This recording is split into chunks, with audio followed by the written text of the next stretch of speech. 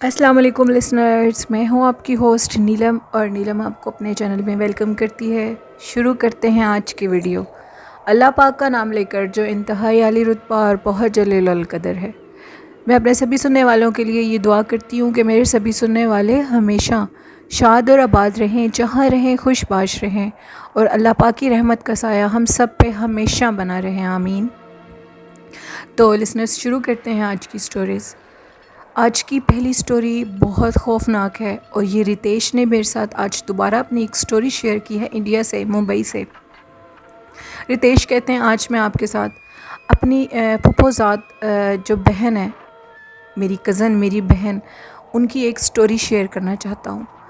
اور میری اس کزن کے ساتھ، میری اس بہن کے ساتھ اتنا عجیب و غریب واقعہ پیش آیا جس نے اس کی ساری زندگی کو تباہ و برباد کر دیا۔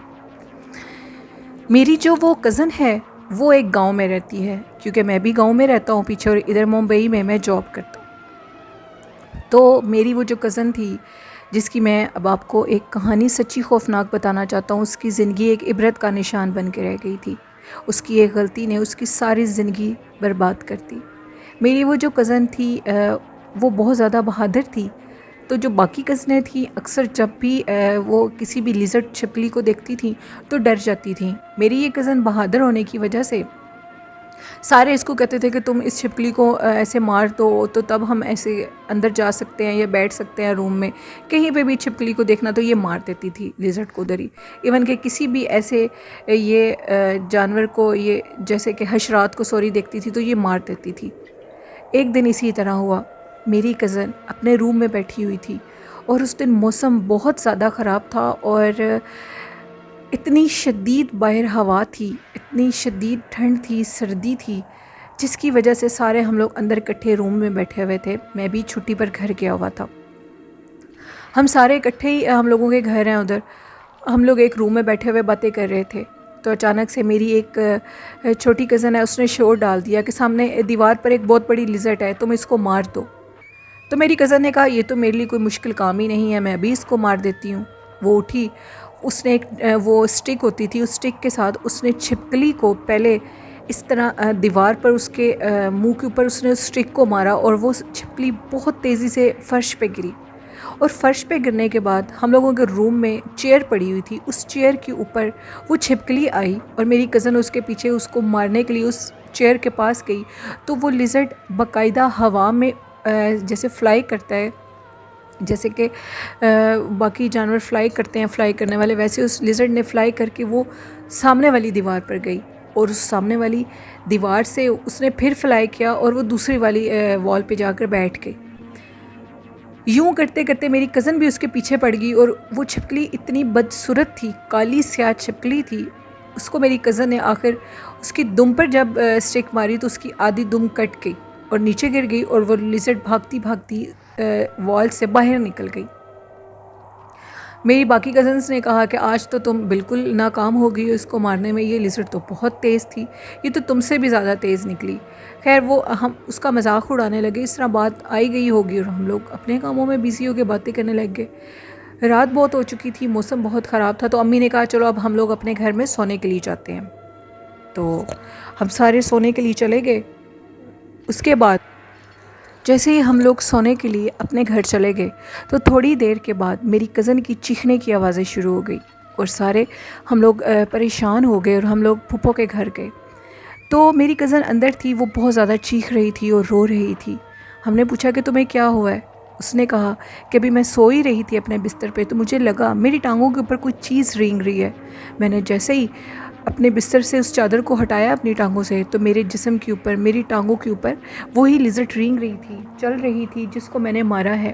تو سب گھر والے کہتے کہ تم تو لیزرڈ سے ڈرتی نہیں ہو، آج تم ڈر گئی ہو، اور تمہارا دماغ ٹھیک ہے کہ یہ وہ لیزرڈ نہیں ہو سکتی، یہ کوئی اور لیزرڈ ہوگی۔ اس نے کہا نہیں، یہ وہی لیزرڈ تھی، کیونکہ اس کی آدھی دم کٹی ہوئی تھی اور خون نکل رہا تھا۔ وہ لیزرڈ میری ٹانگوں کے اوپر چڑھ رہی تھی۔ اس نے زور زور سے رونا شروع کر دیا اور کہا کہ مجھے آج سے لیزرڈ سے بہت ڈر لگتا ہے، بہت زیادہ ڈر گئی، اور روتے روتے امی کے پاس گئی کھڑی ہو کر، اور کہنے لگی کہ امی آج میں آپ کے ساتھ سوؤں گی، میں اس کمرے میں اکیلا نہیں سو سکتی۔ خیر پھپھو اس کو اپنے ساتھ روم میں لے گئی، انہوں نے اس کو سلا دیا۔ سردیوں کا موسم تھا، ہم سب لوگ تو اس طرح ڈر گئے تھے جیسے پتہ نہیں کوئی قیامت برپا ہو گئی ہے، لیکن یہ سچ تھا کہ اس کے بعد ایک قیامت ہی برپا ہونے لگی تھی۔ خیر اگلے دن صبح میری کزن باہر بیٹھے ہوئے یہ سب لوگ، جیسے کہ میں آپ کو بتا چکا ہوں ہم جس گاؤں میں رہتے ہیں وہ ابھی بھی پرانے اسٹائل کا ہے، کنویں سے لوگ پانی بھرتے ہیں اور پانی بھرنے کے بعد ہم لوگ اپنے گھر کا سارا کام وغیرہ کرتے ہیں، برتن دھوتے ہیں، صفائیاں کرتے ہیں، اس طرح کی عورتوں کا یہ وہاں معمول ہے۔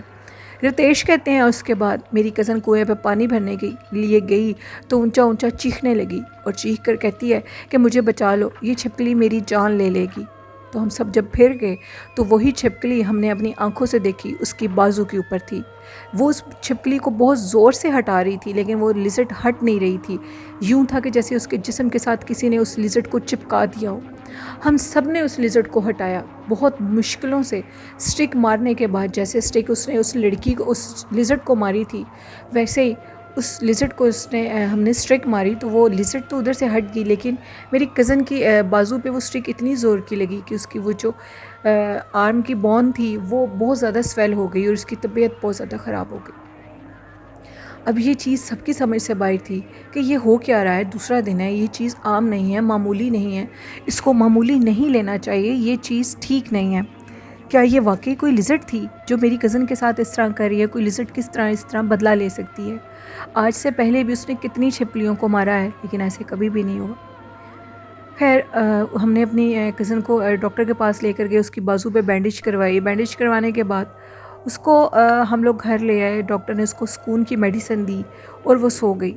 جیسے ہی وہ سو گئی تو آدھی رات کو دوبارہ چیخنا شروع ہو گئی کہ وہ لیزرڈ اس کی جان نہیں چھوڑ رہی تھی۔ جب اس کی آنکھ کھلی تو اس کے تکیے کے آگے، بالکل اس کے منہ کے آگے اس طرح اس کو دیکھ رہی تھی جیسے کوئی انسان کسی کو دیکھتا ہے۔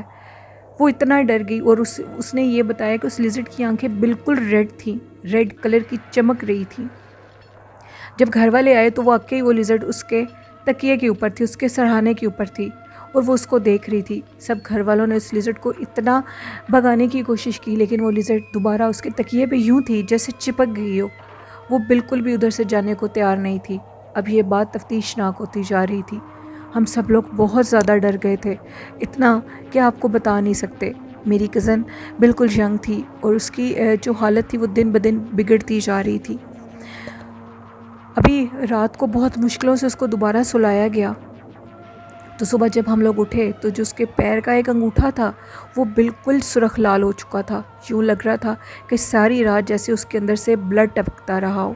اور جب ہم نے ادھر سے نیچے سے اس کی چارپائی کے دیکھا تو واقعی بلڈ کے کچھ نشان تھے نیچے، اس کا چہرہ پیلا زرد ہو چکا تھا، ایسے لگتا تھا کہ جیسے اس کے اندر سے خون ختم ہو گیا ہو۔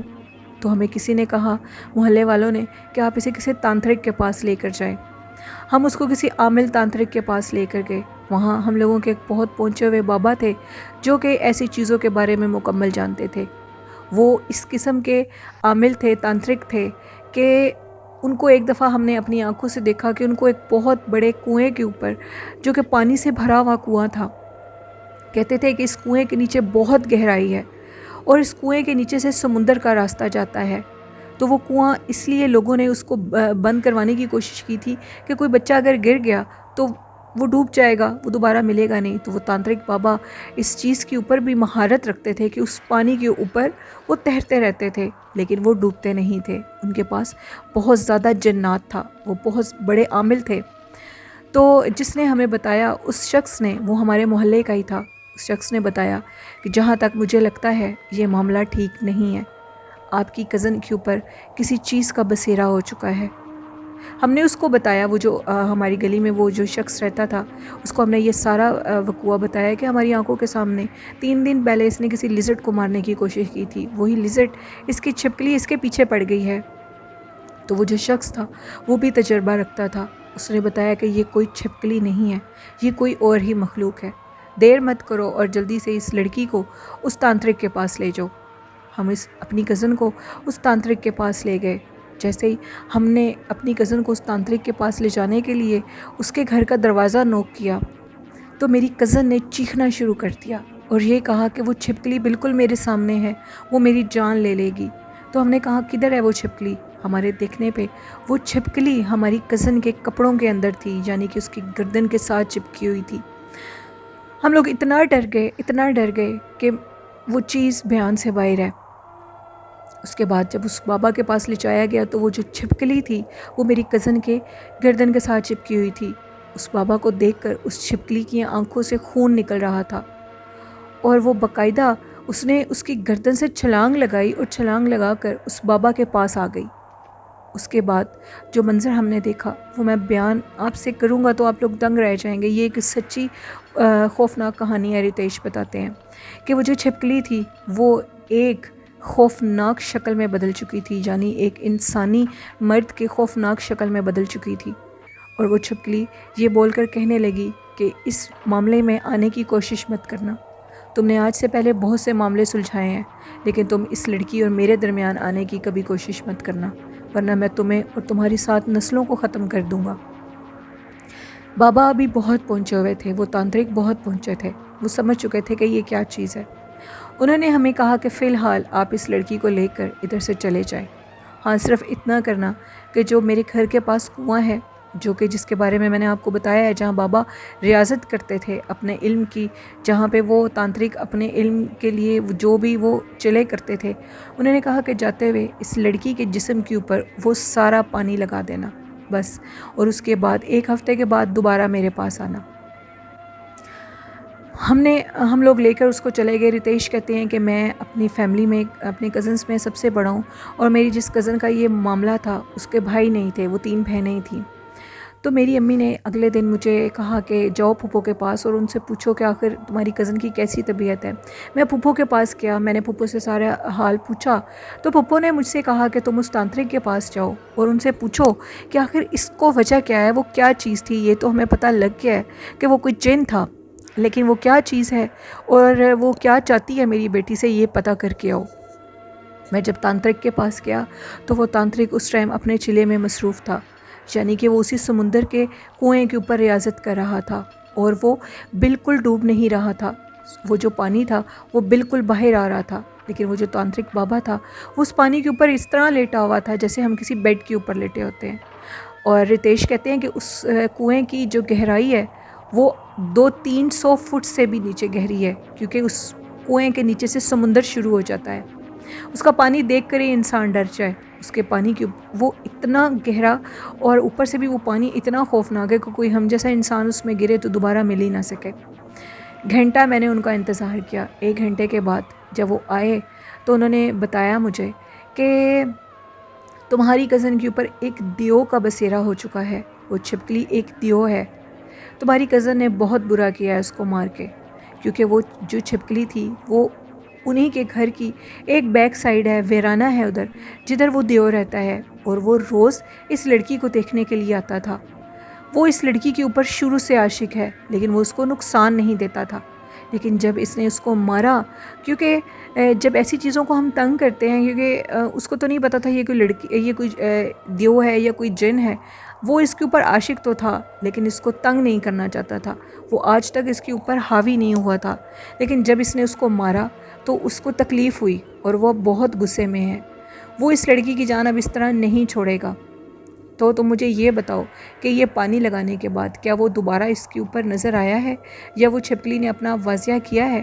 تو میں نے تانترک بابا کو بتایا کہ رات تک تو ایسا کوئی مسئلہ پیش نہیں آیا، لیکن ابھی تک بھی میں جب آیا تھا تو میری کزن بہت سکون سے سو رہی تھی، مانو کہ کل جب وہ ادھر سے گئی ہے تو وہ سونے لگی ہے، ابھی تک وہ اٹھی نہیں ہے، وہ سو رہی ہے۔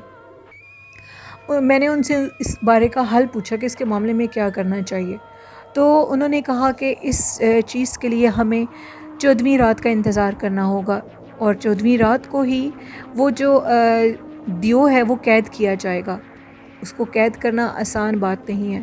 تب تک تم اس کنویں کے پانی کو صرف بھر کے لے جاؤ، اور وہ پانی سے وہ نہائے اور اس پانی کو اپنے جسم کے اوپر لگاتی رہے، اور جب دیکھو کہ وہ چھپکلی اس کے اندر کمرے کے اندر نظر آ رہی ہے تو سارے پانی کو اس کمرے کے اوپر اور دیواروں کے اوپر چھڑکاؤ کر دو۔ اسی طرح ہوا۔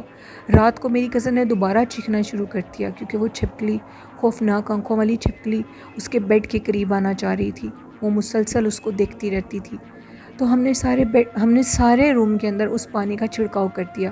تو اس چھپکلی کی اتنی خوفناک آوازیں تھیں، اس کے منہ کے اندر سے ایسے آوازیں نکل رہی تھیں کہ میں آپ کو بتا نہیں سکتا وہ کیا آوازیں تھیں، وہ کیا چیز تھی جو حاوی ہوئی تھی میری کزن کے اوپر۔ وہ چیختی چلاتی، وہ جو ونڈو تھی اس ونڈو سے باہر نکل گئی۔ اس کے بعد میری کزن کی تھوڑی سی طبیعت ٹھیک ہوئی اور دوبارہ بے ہوش ہو گئی۔ ایک ہفتہ لگاتار یہ سلسلہ جاری رہا، اور ایک ہفتے کے بعد ہم اپنی کزن کو تانترک کے پاس لے کر گئے تو اس کی حالت میں تھوڑا بہت سدھار آیا تھا، لیکن ایک بات، اس کے جو پاؤں کا انگوٹھا تھا وہ مکمل طور پر کالا ہو چکا تھا، یوں تھا کہ وہ ڈیڈ ہو چکا ہے۔ رتیش کہتے ہیں کہ پھر وہ 14ویں کی رات بھی آ گئی۔ وہ تانترک جو تھے انہوں نے جب میری کزن کو 7 دن کے بعد دیکھا تو انہوں نے کہا کہ یہ جو اس کے پاؤں کا انگوٹھا ہے اس کو کاٹنا پڑے گا، کیونکہ یہ بے جان ہو چکا ہے، اگر ہم اس کو کاٹیں گے نہیں تو اس کا سارا جسم اس طرح ہو جائے گا۔ پھر میری کزن کے اوپر بہت تکلیف آئی، ہم نے ڈاکٹر سے اس انگوٹھے کو کٹوا دیا۔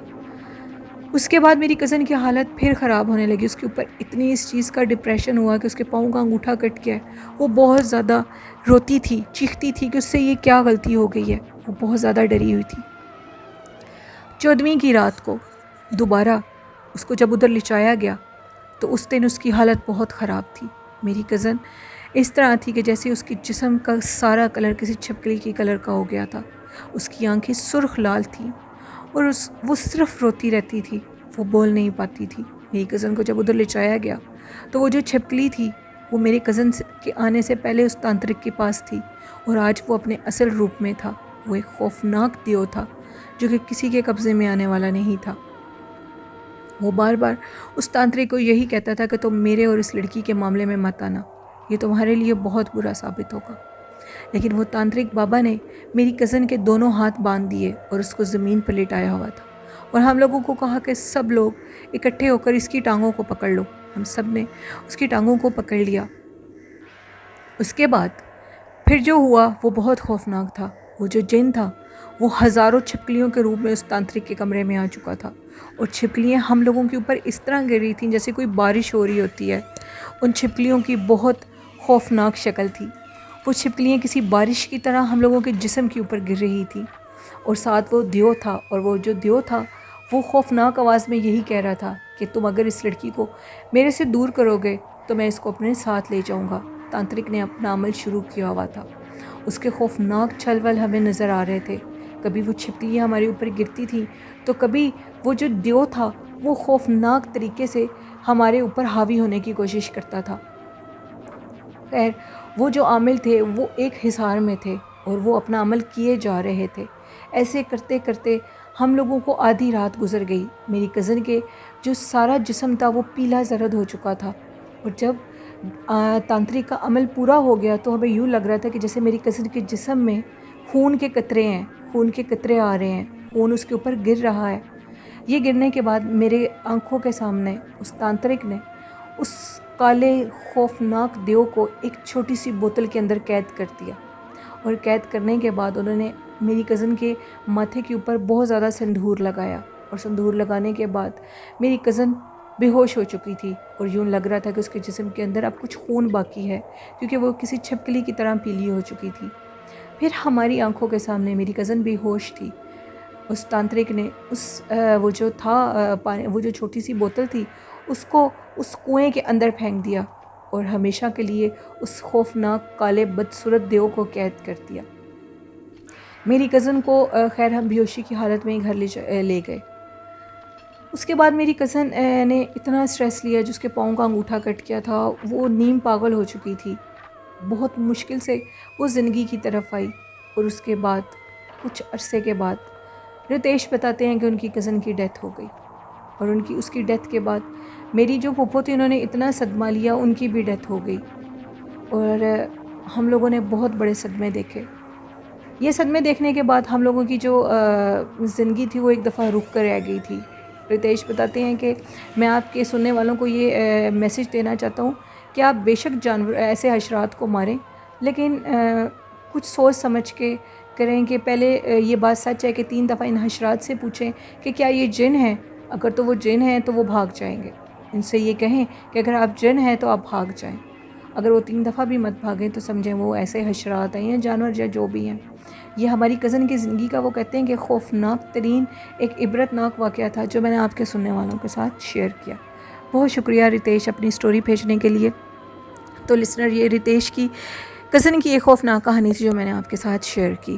بڑھتے ہیں آج کی دوسری خوفناک کہانی کی طرف۔ یہ کہانی میرے ساتھ شیئر کی ہے سنڈریلا نے۔ سنڈریلا کہتی ہیں کہ آج میں آپ کے ساتھ اپنے فادر کے جو فرینڈ تھے ان کے فادر کی کہانی ایک شیئر کرنا چاہتی ہوں۔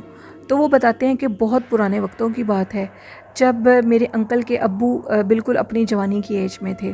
تو وہ کہتے ہیں کہ ہم جس گلی میں رہتے تھے اس گلی میں صرف 4 اسٹریٹس، ہم جس ٹاؤن میں رہتے تھے اس ٹاؤن میں صرف 4 اسٹریٹس تھیں، اور جو لاسٹ اسٹریٹ تھی وہ بہت ہانٹیڈ تھی۔ مشہور تھا کہ اس بند گلی کے اندر بہت زیادہ جنات ہیں، کیونکہ اس بند گلی کے جہاں پہ وہ گلی بند ہوتی تھی اس کے بعد جو بیک سائڈ تھی وہ کہتے ہیں کہ وہاں پہ ایک بہت بڑا دریا ٹائپ کی جگہ تھی، وہ تھی۔ تو ایک دن میرے انکل کے جو ابو تھے وہ ان کو سائیکلنگ کا بہت شوق تھا، موسم بہت اچھا تھا تو وہ سائیکلنگ کرتے جا رہے تھے۔ جیسے وہ سائیکلنگ کرتے کرتے اس چوتھی گلی کے اندر گئے تو وہ جو اسٹریٹ بند تھی ادھر انہوں نے بند اسٹریٹ کے اوپر اینڈ پہ بالکل ایک چھت سا بنایا تھا، اور اس چھت کے نیچے بیٹھ کر سارے وہ جو گلی کے لوگ تھے وہ بیٹھ کے باتیں کیا کرتے تھے، سردیوں میں، گرمیوں میں، دوپہر شام کے ٹائم۔ تو وہ کیا دیکھتے ہیں کہ رات مغرب کے بعد کا ٹائم تھا، وہاں پہ ایک بہت گھورے سے رنگ کا شخص بیٹھا ہوا ہے جس کا چہرہ بہت وائٹ تھا اور اس کا چہرہ پنک بھی بہت تھا، اس کے قد بہت چھوٹا تھا، ہاتھ پاؤں بہت زیادہ اور بازو بہت موٹے موٹے تھے، اس کی آنکھوں سے عجیب و غریب پنک سی لائٹ نکل رہی تھی۔ میں نے جیسے اس شخص کے قریب کیا تو وہ شخص کھڑا ہو گیا جس کی ہائٹ بہت خوفناک اور اس کا جسم بہت خوفناک تھا۔ میں اس شخص کو دیکھ کر فوراً اپنی سائیکل کو میں نے بھگایا اور میں بھاگ گیا۔